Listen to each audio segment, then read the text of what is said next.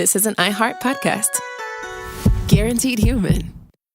Work can be a little weird. Cringy training seminars, coworkers who won't stop talking about their plant, forgetting the mute button at an inopportune moment. We have to deal with a lot on any given workday. Sometimes it can feel hard to thrive and move forward in your career. Well, that's where LinkedIn comes in. LinkedIn helps you get ideas and insights from experts in your field, connect with people professionally, grow your network, and access tools designed to help you find the right fit for your next role. Whether you're just getting started, figuring out your next move, or looking to accelerate your career, LinkedIn is built to support you at every stage because LinkedIn is the network that works for you. Visit linkedin.com/knowstuff to learn more.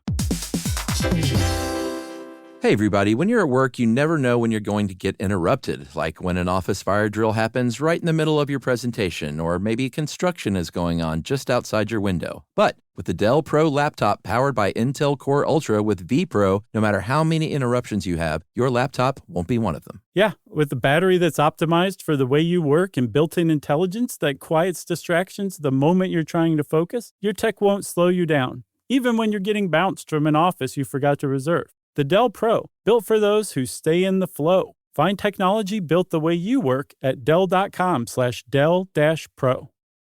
Built for you. Welcome to Stuff You Should Know, a production of iHeartRadio.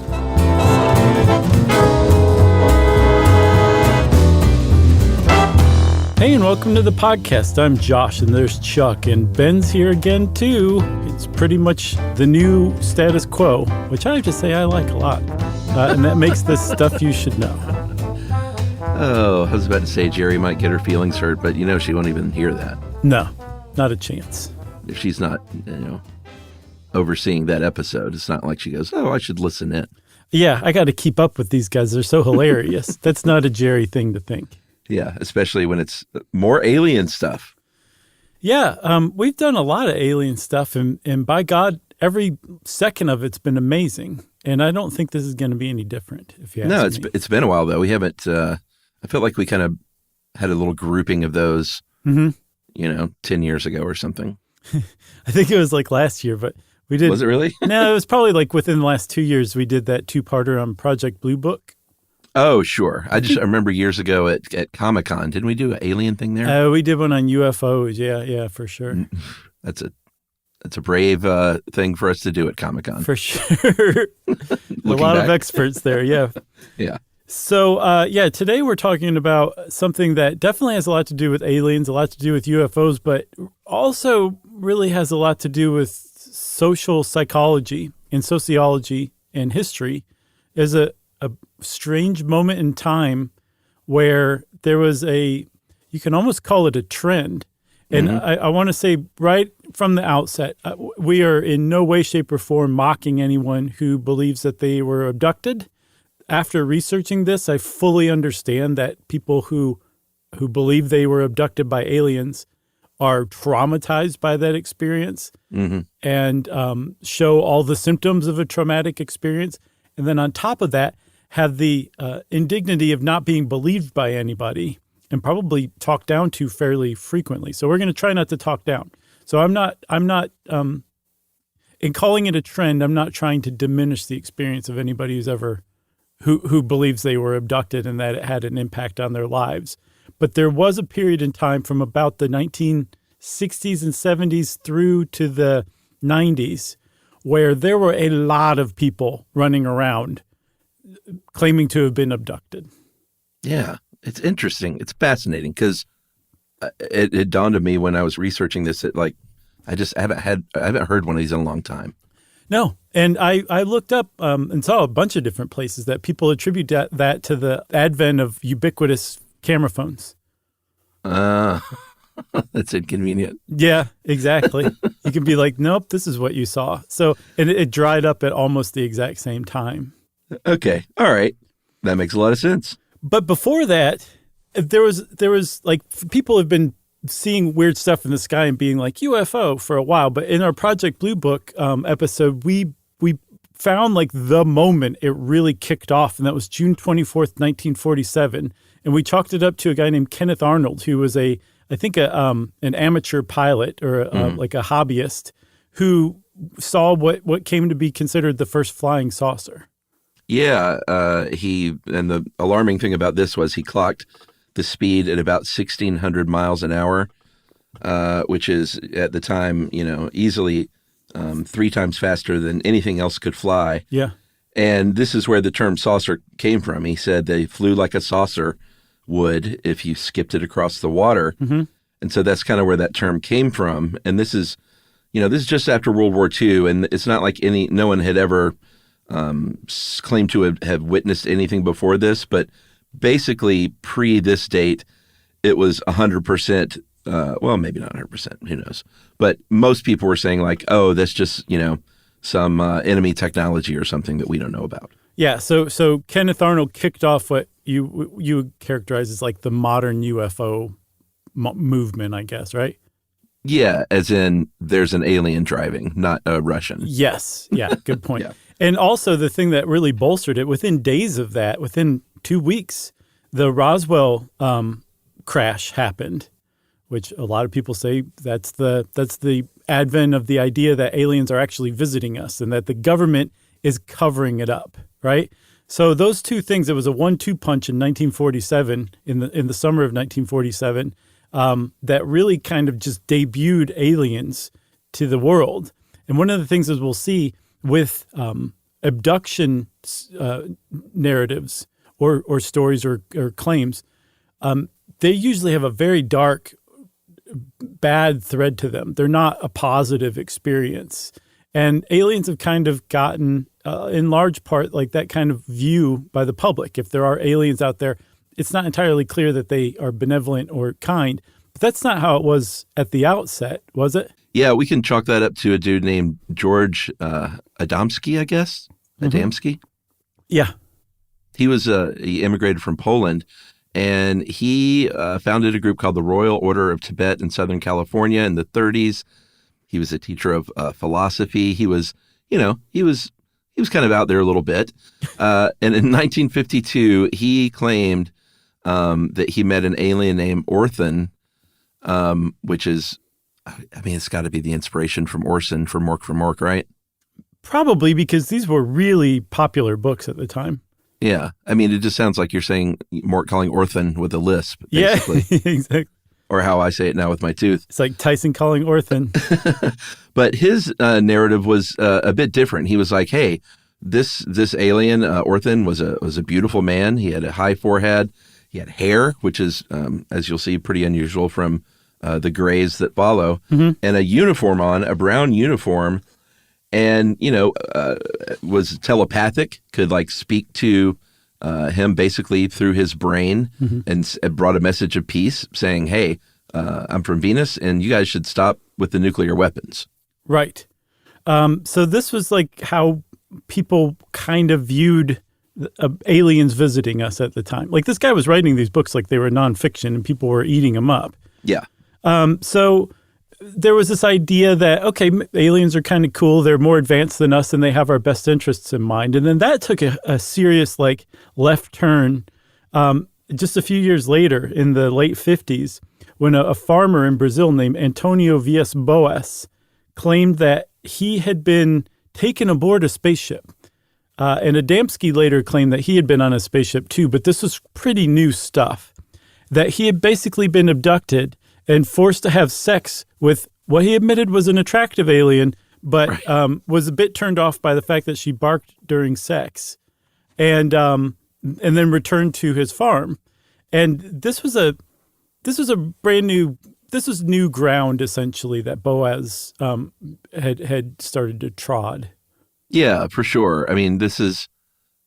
I couldn't find an earlier one that mentioned any kind of sexual assault going on. Right. Was this the first one? From what I could tell, yes. All right. So he was, of course, went to a doctor. They examined him. They said he's probably making this whole thing up. Yeah. But there was a group, an early UFOlogy group, that published this experience anyway. And in 1965, it ran in an international journal called Flying Saucer Review, which I got to get a copy of one of those.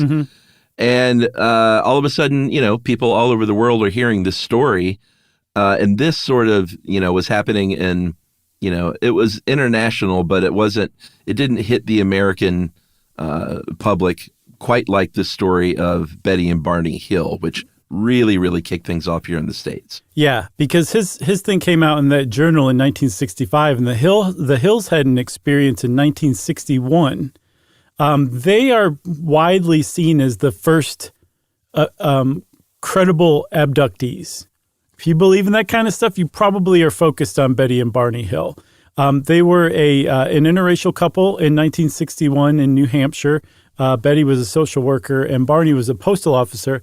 And they had taken a delayed honeymoon to Montreal and were on their way back when they noticed that they were basically being chased by a light in the sky. And when they grabbed their binoculars and stopped and got out of the car, they could actually see that it was essentially a flying saucer and that aliens were looking at them through the windows. And the next thing they know, it's 5 a.m. They're pulling into their house about 3 hours later than they had expected to. And Barney's shoes were scuffed and Betty's dress was torn. And they didn't know what had happened, but they were genuinely bothered by the experience. Yeah. And, we'll dive in a little bit more with them. But the reason that you mentioned that they were an interracial couple is because they were doing a lot of work for civil rights and stuff like that. So all that to say, they had no reason to, in fact, every reason not to kind of come forward with this crazy story, given their positions of doing like this, great civil rights work, because, it would just all of a sudden people would call them kooks and probably cast doubt on, the genuine good work they were doing. So they had no reason to make something like this up. And everything to lose, too. Yeah, everything to lose. So they're trying to figure out and make sense of what had happened to them. Because, again, as you'll see with all these stories, whether or not this happened or not almost doesn't matter in some cases because the trauma that's visited upon them afterward is very much real, just like any kind of potential false memory. So Betty starts researching, goes to the library and starts looking at books from the NICAP, which we've talked about before. Yeah, NICAP. NICAP, the National Investigations Committee on Aerial Phenomenon. And that's, that was some retired military officers and, UFO enthusiasts who had gotten together this, pretty early research group.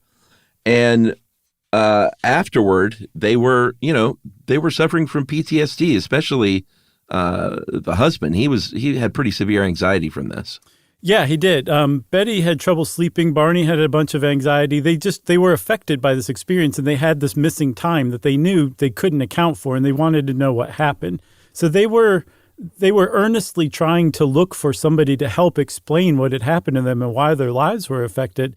First, they went to the military and followed official channels because this was when Project Blue Book was an actual thing, and you were encouraged to report any UFO sighting to the military because they were investigating it. And the military was like, this is not an important story. Sorry, guys, we can't help you.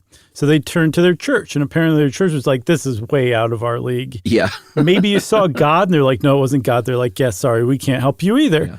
So they turned to psychiatry, and a psychiatrist named Benjamin Simon agreed to help them. And this was a time where there was a good chance you were going to be hypnotized if you were on a psychiatrist's couch. This is the early to mid-1960s.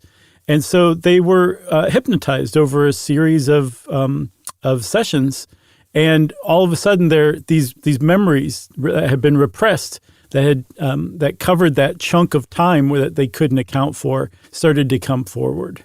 That's right, which was abduction. Yeah, little gray creatures. This is the sort of the beginning of the stereotypical gray as we know them. Gray, little skinny bodies, the big heads, the big oval eyes. They brought them on board the spaceship and did the usual kind of stuff, which is, let me probe you, let me sample you. Apparently they put a needle into Betty's stomach, which is what they assumed was like a pregnancy test. Yeah. They were very entranced by Barney's dentures. And then they wiped their memories out, I guess, Men in Black style. And that's where the lost time comes from. And these were real deal super emotional hypnosis sessions with a very qualified psychiatrist. But even after all that, the psychiatrist Simon was like, I don't know. I think they have a shared delusion going on. Exactly. Yeah. So he was like, you guys weren't abducted, but you both believe you were abducted and it's having an effect on you. He actually drilled down a little further and suggested that it was actually latent racial tensions that existed in their marriage that they weren't equipped to deal with and were purposely kind of subverting into these weird, alien fantasies, but that's what it was. And they were like, no, dude, you're wrong. We were abducted. All of these memories are real. And he's like, have you heard of false memories? And the Hills were like, no, we haven't. And they just kept moving on. So the psychiatry couldn't help them either. And as they went further and further along trying to get answers, they kind of were pushed further and further out of the mainstream and toward the fringes where they were welcomed with open arms. Oh, of course. The story got published in 1965.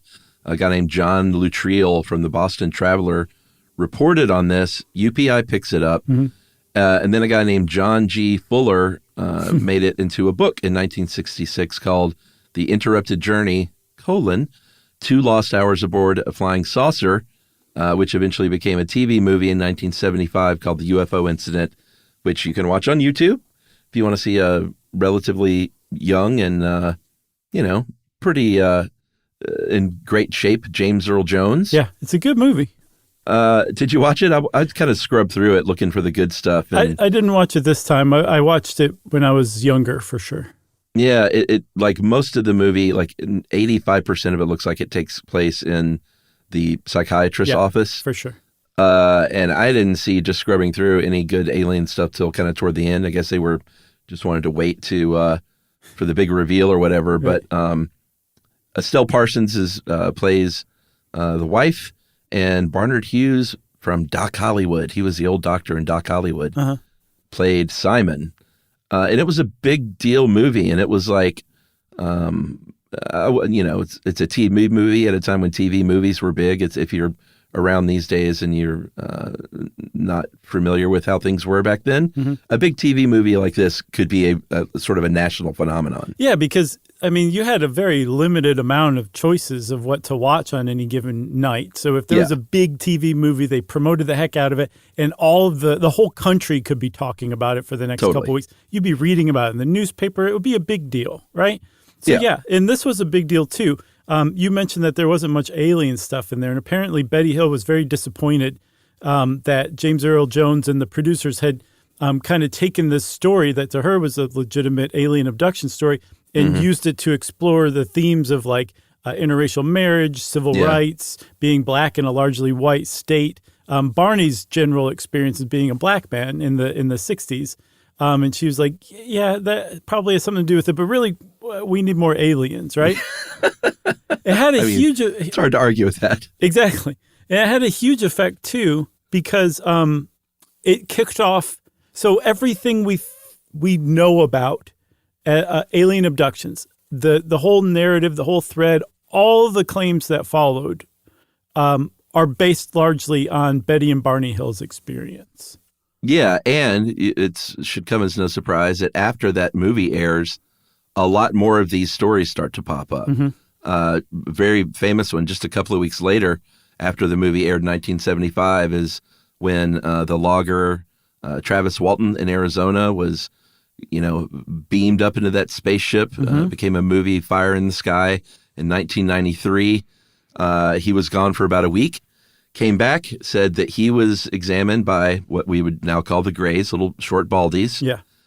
And it just, things really start to ramp up almost in lockstep with stories ramping up, if that makes sense. They were kind of feeding each other. Yeah, by the way, Travis Walton was roundly exposed as a hoaxster, and so was everybody in his group. And they saw it attributed to his boss, the head of this logging company, wanting to get out of an unlucrative contract with the federal government. So they concocted this story. Well, it's a good way to do that. Yeah, that is so 70s, That's how you would get out of a contract.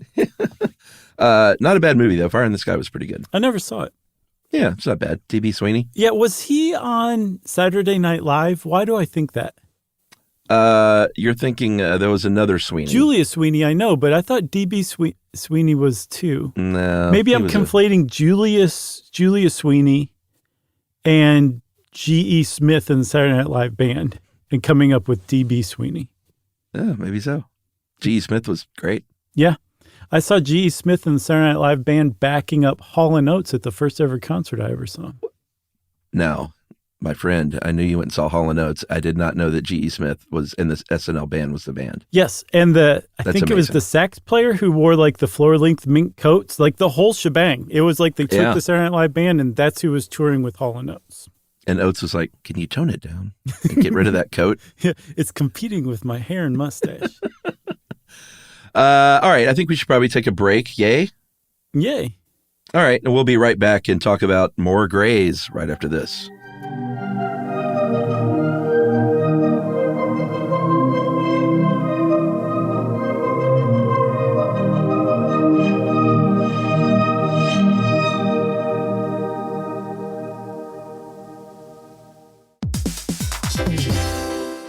Hey everybody, we're here to talk to you about Wayfair, who believes that spaces should be functional, they should be comfortable, they should be well designed, and they can be well designed by you with their help. Your updated space should feel more comfortable, inviting, and practical for everyday use. And we're talking about outdoor seating. We're talking about grills. We're talking about major appliances. If you need storage solutions, Wayfair can help you out. Patio lighting, rugs, decor. It is your one-stop shop for home. Yeah, I mean, it's getting nice out, so it's time to think about living outdoors for the next few months. And Wayfair knows that outdoor furniture, it's heavy, it's intimidating to assemble. So Wayfair has stepped in and said, we're going to handle the hard part so you don't have to. That's right. You can shop Wayfair Verified, your shortcut to the good stuff. And that means their team of product specialists are going to vet everything by hand using a 10-point inspection, testing things like, quality materials, functionality, and features, and even how long it takes to build that piece of furniture. And the overall experience save time, reduce hassle, and improved convenience. Patio season is here, and these deals won't last. So head to wayfair.com right now to get your outdoor space ready for way less. That's WAYFAIR.com. Wayfair, every style, every home.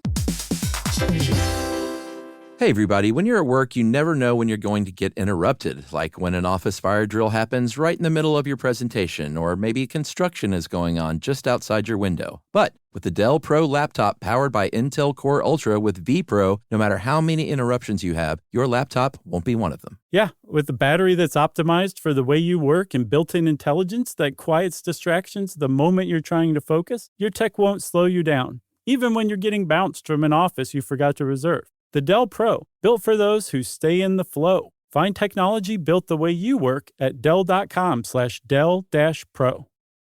Built for you. Spectrum Business keeps businesses of all sizes connected seamlessly with fast, reliable internet, advanced Wi-Fi, phone, TV, and mobile services. That's right. And Spectrum Business offers 100% U.S.-based customer support 24/7 to help you stay up and running. And they offer tailored connectivity solutions with packages built for your business budget. Yeah, so it's no wonder millions of business owners rely on Spectrum Business to keep them connected. Visit spectrum.com/business to learn more. Restrictions apply. Services not available in all areas.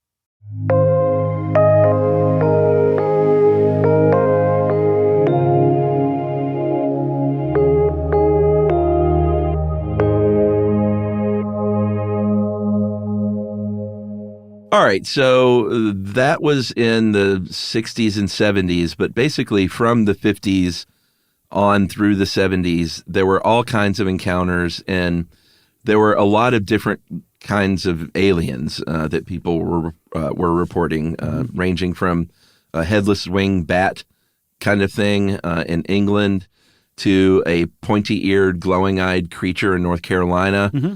And this is when UFO research groups who very much want people to believe that UFOs and aliens are real, I get the feeling behind the scenes are like, guys, we got to consolidate around a look here because all these weird aliens that people are reporting are not doing ourselves or any favors, basically.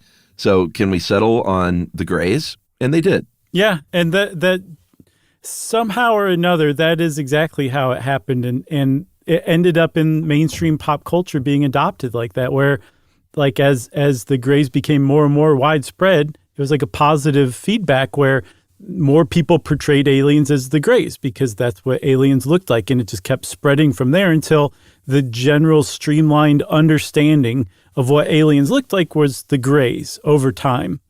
And I just want to point out that probably the greatest X-Files episode of all time, Jose Chung's From Outer Space, turns this process on its head, where there are two gray aliens that turn out to be human actors in costumes who themselves have an actual legitimate alien encounter with an alien that looks like one of the just bizarre kind from the 50s. It's like has fur. It's a cyclops with a horn, and it has like a chicken legs, and that's like the actual alien.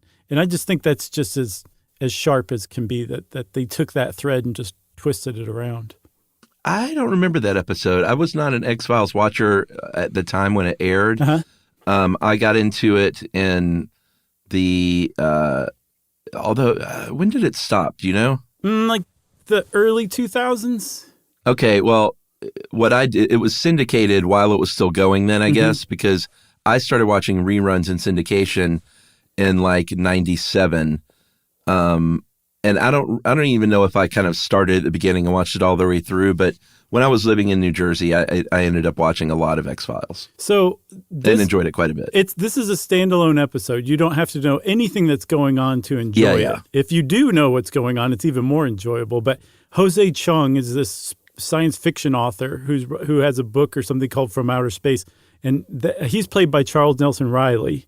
Oh, amazing. There's stories of the Men in Black showing up, and the Men in Black are played by Alex Trebek and Jesse the Body Ventura as themselves, but they're Men in Black. Ooh. Yeah, it's an amazing episode. It's so great. So I definitely don't remember that one. You need to go see it. It's really worth All it. right. It's worth your 44 minutes of your time.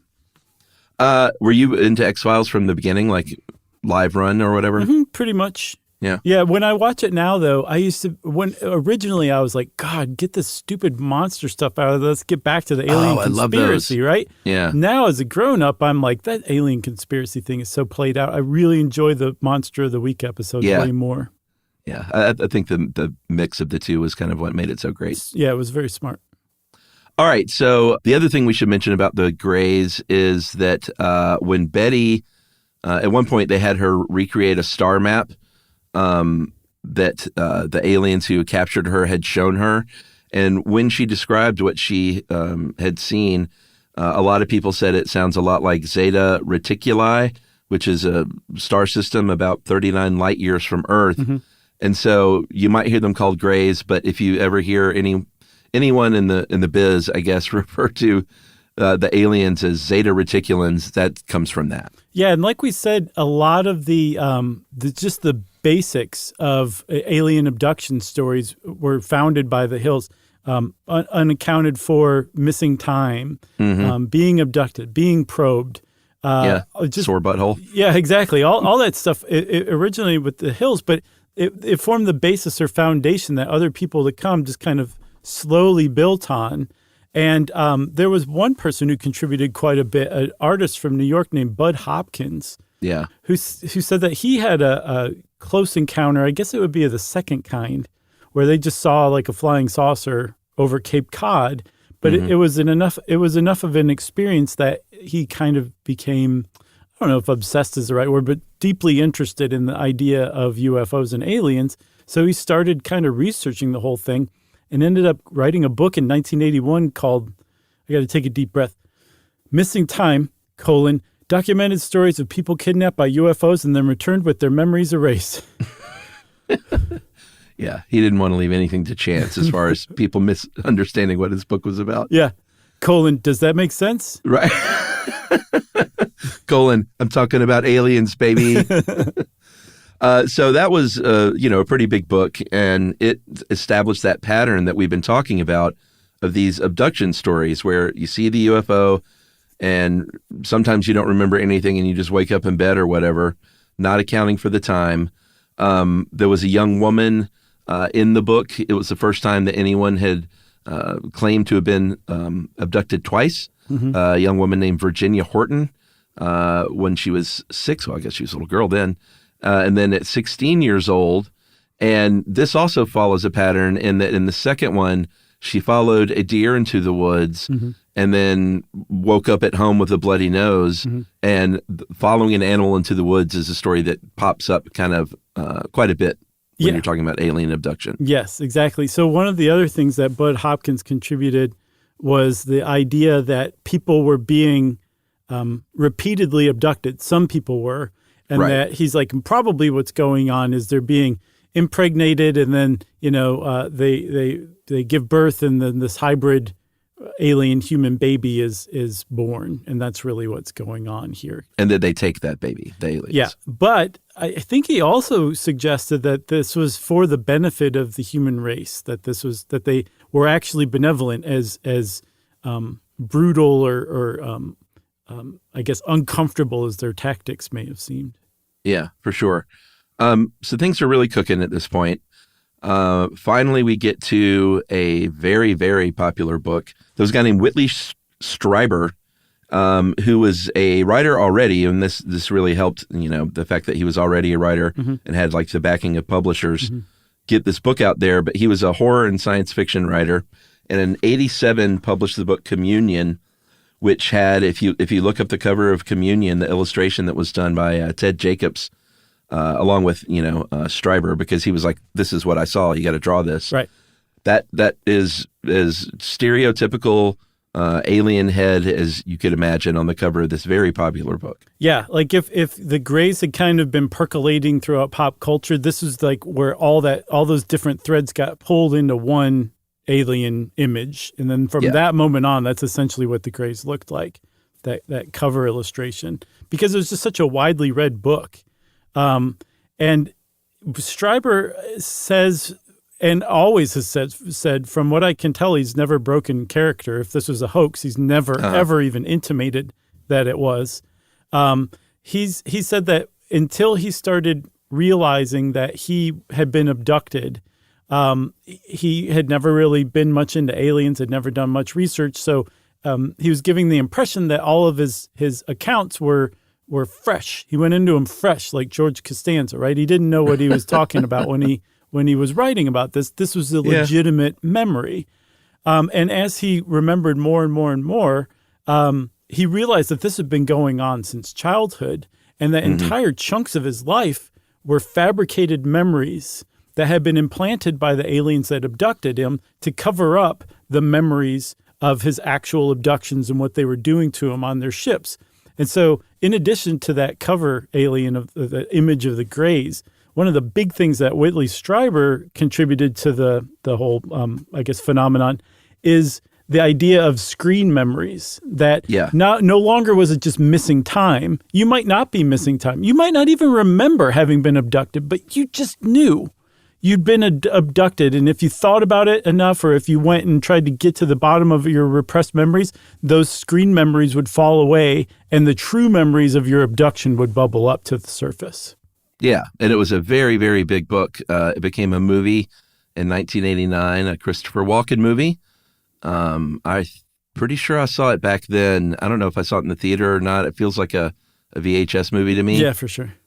But Walken played him. If you look up the trailer on YouTube, it's a terrifying trailer.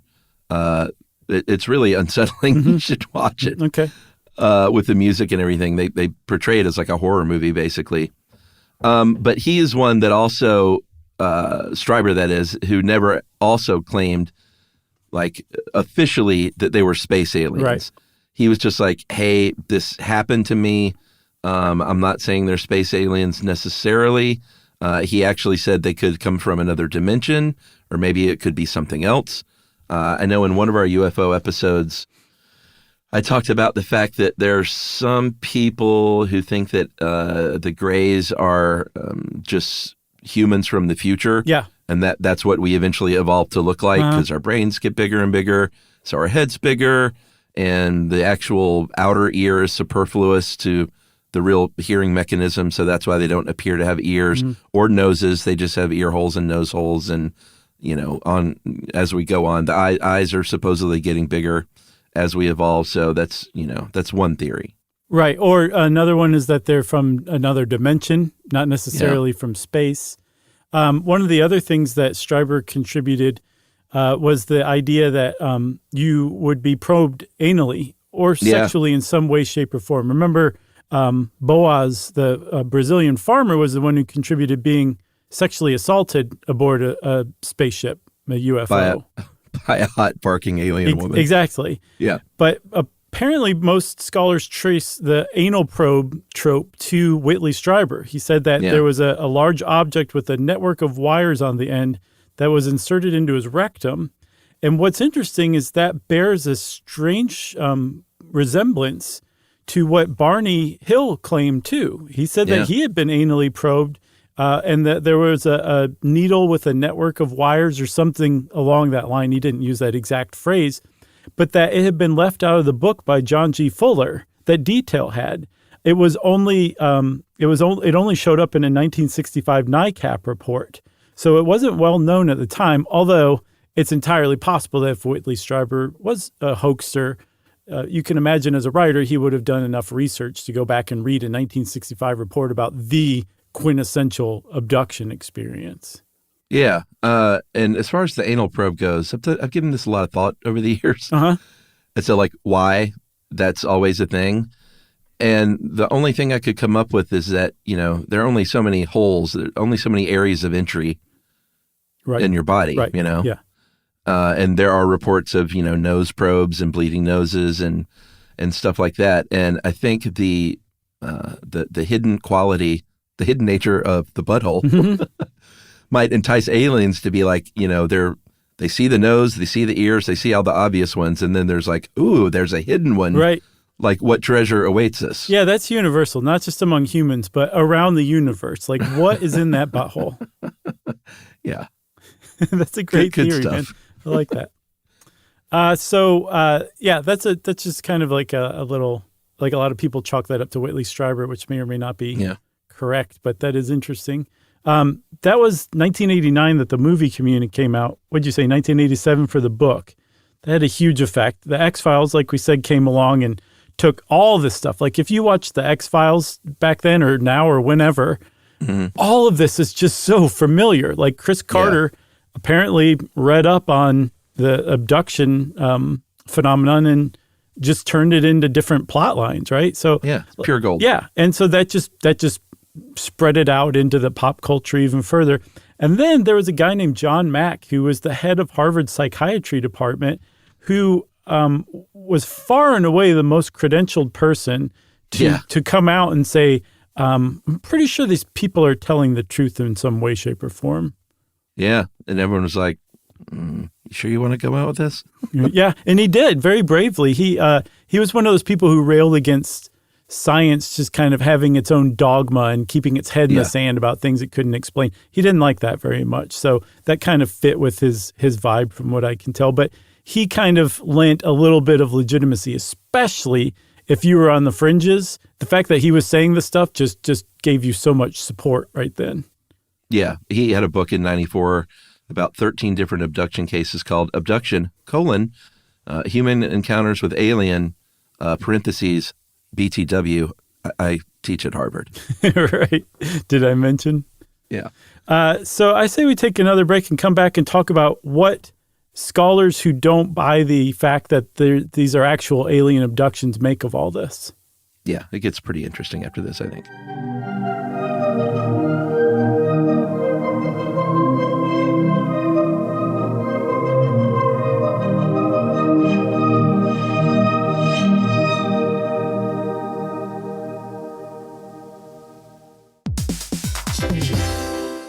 Hey, everybody. When you're at work, you never know when you're going to get interrupted, like when an office fire drill happens right in the middle of your presentation, or maybe construction is going on just outside your window. But with the Dell Pro laptop powered by Intel Core Ultra with vPro, no matter how many interruptions you have, your laptop won't be one of them. Yeah, with the battery that's optimized for the way you work and built-in intelligence that quiets distractions the moment you're trying to focus, your tech won't slow you down, even when you're getting bounced from an office you forgot to reserve. The Dell Pro, built for those who stay in the flow. Find technology built the way you work at Dell.com/Dell-Pro.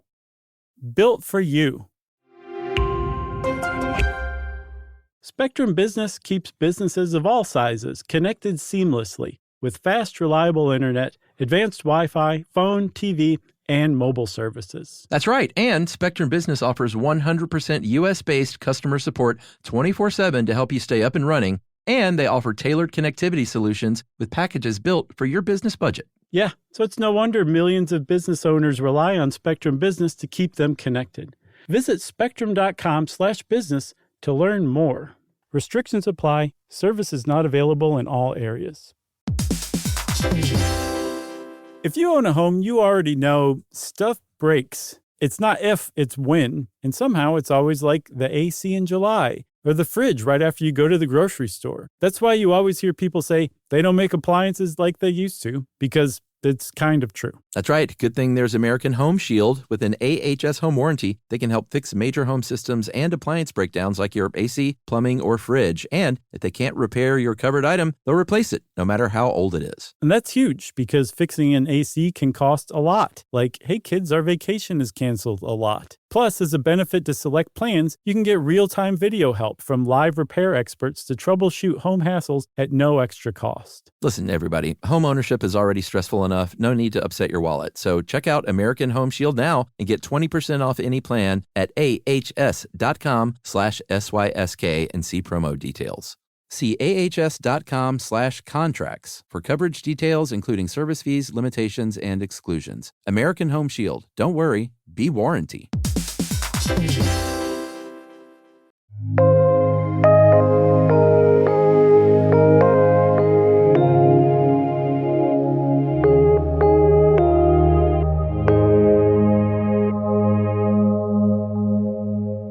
Okay, Chuck. There's a couple of nuts and bolts things you should know about UFO subculture, and it's so extensive and it's been around for so long, and the people who are into it are so into it that just by glossing over it, we're probably going to get stuff wrong, or we're just going to walk past some stuff. We're not experts. We've never claimed to be experts, and we're not experts of UFO subculture. So just want to caveat that. Probably should have said that at the outset of this episode. But in UFO subculture, from the research I've seen, you can kind of divide people into two groups. One are contactees, people who have met aliens, and the other is abductees. And those are people who have been taken by aliens. And if you'll remember back to our Project Blue Book episode, there was an astronomer named J. Allen Hynek, who was a debunker of UFOs until he just became a true believer.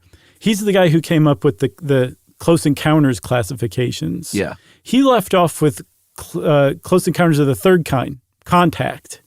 What abductees brought to that was Close Encounters of the fourth kind, where you were taken against your will into a spaceship. And among those two different groups, there's two very different views of aliens between contactees and abductees.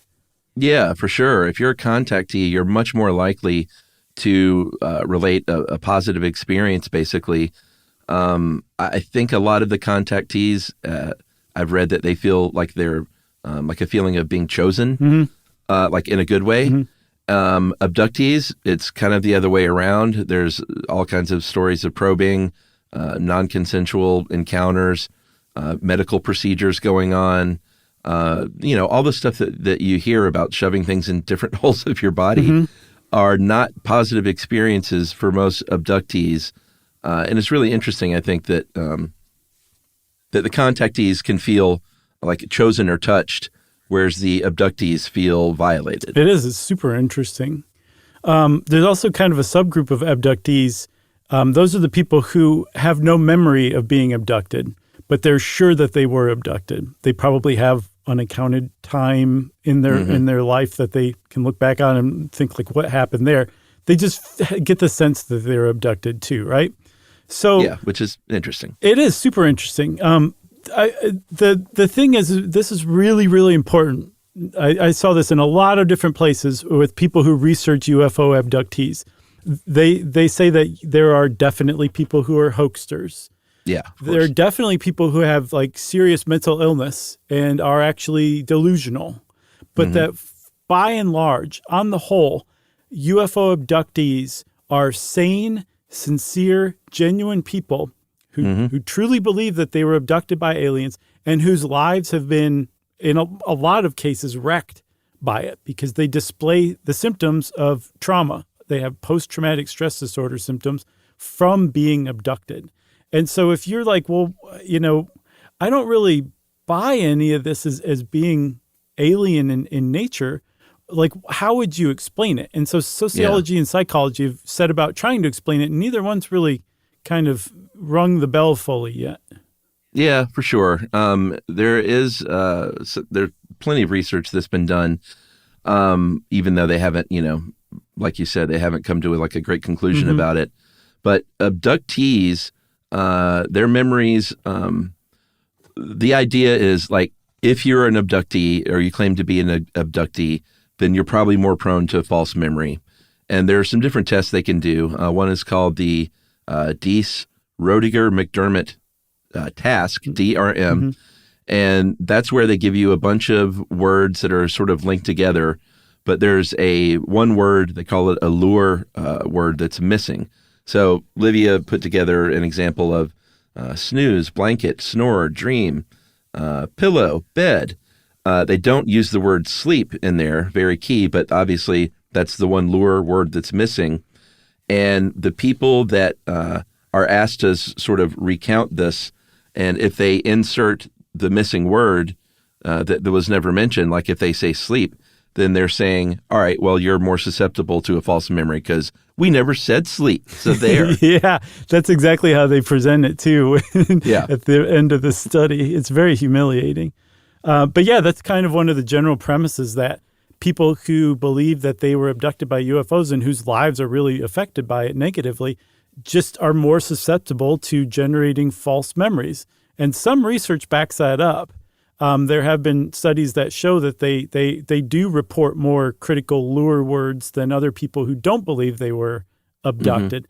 Other studies say we tried the same thing and found no difference whatsoever between the two, but we did find differences in other psychological traits, like disassociativity, like having like reality seems unreal to you, absorption, which is a predisposition to get deeply immersed in sensory or mystical experiences, the likelier to have paranormal beliefs, likelier to believe that they have psychic abilities, fantasy proneness, difficulty differentiating between fantasy and reality, and a tendency to hallucinate. And so these people are like, nope, it's not proneness to developing false memories. It's all these other traits that are basically, they're luring these people into this kind of fantasy world that they're not distinguishing from reality, and that essentially has become part of their life to them. They've adopted that as part of their life. Those seem to be the two dominant rival psychological explanations for this. Yeah, and there's another sort of, it sounds incredibly cruel, test that was done, or a study rather, when they got kids together, either 7 or 8-year-olds or 11 and 12-year-olds, and they said, you were abducted by an alien when you were 4 years old. In fact, here's your mom, and she's going to reinforce this by telling you this happened. And here's a fake newspaper. Well, they don't say fake, but here's a newspaper report that talks about these abductions being, pretty common. It's totally made up, of course. And then if these children go on to describe a lot more detail about the memory of being abducted when they were 4 years old, then they're classified as having false memories. And I can't believe that they were allowed to get away with doing this. Yeah, from what this one, I think a British Psychological Association or Society article found, they could find 2 studies that tried to implant false abduction memories into kids. One was from 1984, and they actually ascribed abductions to basically suppressed or repressed memories of being born. And then this one from 2009 with Oatgar and friends, right? Yeah. And it's deeply unethical. And they debriefed the kids. They said, no, this is all just a study or whatever. So, don't walk around thinking like this actually really happened to you. But who knows if that really worked.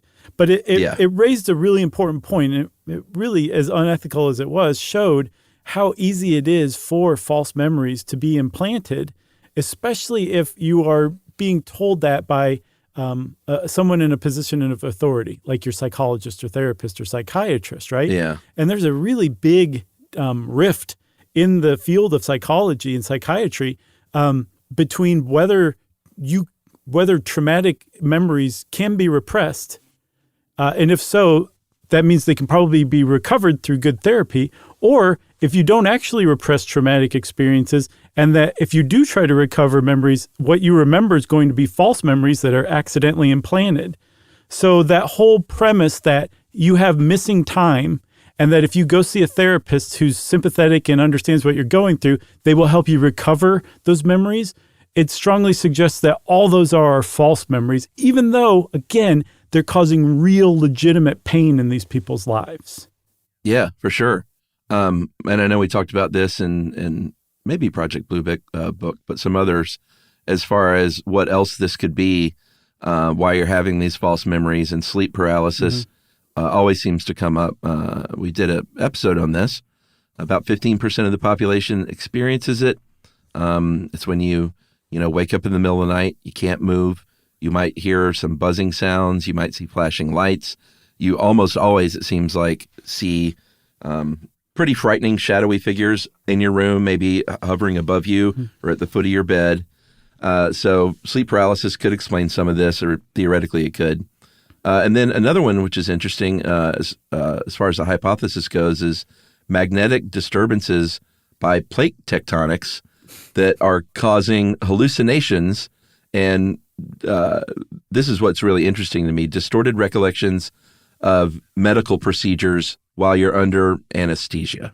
Like, as you're going out, I think anyone who's ever done the twilight sleep thing for some, or major, surgery, when you're fully under it, that 6 or 7 seconds where you're laying there with the bright light above you and people hovering over you, it gets weirder and weirder. And people think that this could be associated with that, because a lot of the people who had reported abductions had undergone surgery recently. Yeah, that's pretty interesting as far as coincidences go. That's anesthesia awareness, and I think we did a whole episode on it.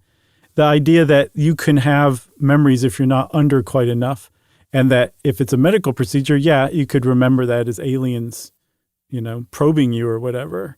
Sure. Yeah. That's what it feels like. Yeah, I would guess so, for sure. I just remember being like, man, I'm so wasted. And reminding myself like, oh yeah, I'm allowed to be, these people got me wasted. Right. Sociology, for their part, has done some study too. And just kind of quickly, what they've come up with is that if you are very religious, you're probably less likely to believe in aliens, and even less likely to believe you were abducted by aliens. But if you are untrusting of the government, you're far likelier to no surprise. Yeah, to believe that you were abducted by aliens. Yeah, that makes a lot of sense. And also the fact that who is it? Joseph O. Baker is a sociologist who studies this stuff a lot. And he's like, post Watergate, you saw a lot of this stuff happening, and that's when a lot of people had big distrust of the government. So it's sort of, there's a correlation there at least. For sure. And then I say we wrap it up on that study by Bud Hopkins, the artist who got real deep into abduction lore. Yeah, let's do it. Okay, so in the 90s, Bud Hopkins worked with some academics and came up with like a legitimate random survey that sought to see how many of the population, like what percentage of the population believes they were abducted. And they came up with a questionnaire that got to the bottom of whether somebody felt like they had experienced 5 different aspects of abduction, right? Waking up paralyzed with a sense of strange presence in the room, losing an hour or more of time, that lost unaccounted for time, feeling of flying, which could also correlate with witchcraft, seeing strange lights in a room, and then finding odd scars on your body and being like, I have no idea where the scar came from. Yeah, so they did that.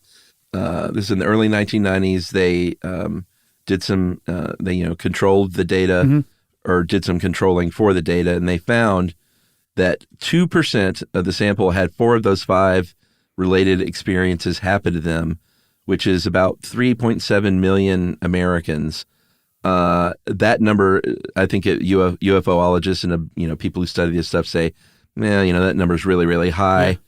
Yeah. It's probably more like thousands. But 3.7 million people experience at least 4 of those 5 things. Yeah. A lot of people use that in like articles and stuff on that. Like 3.7 million is a big number. But yeah. I just want to point out they had a really ingenious way of separating out the fibbers from the outset. One of the questions was, does the word trondant have special meaning for you? And about 1% of respondents said, yep, that really does. You know what I'm talking about. And trondant is a made-up word that they use to catch fibbers. And I think trondant is like a really great band name, too, especially because of the background it has. Yeah, space rock. Good one. You got anything else? Nah. Yeah, I mean, the whole thing's still ongoing. There's plenty of people out there who believe they were abducted, and psychology's still struggling to get to the bottom of it fully. So hopefully it will, so it can help all those people whose lives are affected by it negatively. Yeah, and at the very least, we've gotten some fun movie and TVs out of it. For sure. If you want to know more about alien abductions, there's a lot to read out there, and you can do that. And in the meantime, we're just going to go ahead and have listener mail. Hey guys, been listening since 2013. Since then, you've been with me through college graduation, brain surgery, a wedding, COVID, my teaching career, IVF, and our new baby. Wowee. Since Amber was born last July, I've been catching up on missed episodes. In August 2023, I think you had a couple of eps about language acquisition. Mm-hmm. This is so in my wheelhouse because I'm a middle high school Spanish teacher, and it made me think of this anecdote relating to language acquisition. I frequently pepper Spanish into my daily vocabulary and also hate squirrels. This is right up your alley, Josh. I frequently refer to them in Spanish. One day last summer, I asked my husband, who's a gringo, what he thought the Spanish word for squirrel was. He hesitated and then guessed, pendejo? I'll let you look up what that word actually means, but it's definitely not squirrel. After listening to the parasocial relationship episode, I got too embarrassed to tell you this anecdote right away after the language episodes, but I decided to send it anyway now. Currently listening to the 2023 Halloween special and hope to be caught up by June. And that is from Becky Hill. Thanks a lot, Becky. And congratulations to you and your husband on the birth of Amber. And from what I know about pendejo, that's a pretty accurate term. For squirrel. Yeah. Okay. If you want to be like Becky and get in touch with us and just share some great stuff about your life, we love to hear that. You can send it off in an email to stuffpodcast@iheartradio.com. Stuff You Should Know is a production of iHeartRadio. For more podcasts from iHeartRadio, visit the iHeartRadio app, Apple Podcasts, or wherever you listen to your favorite shows.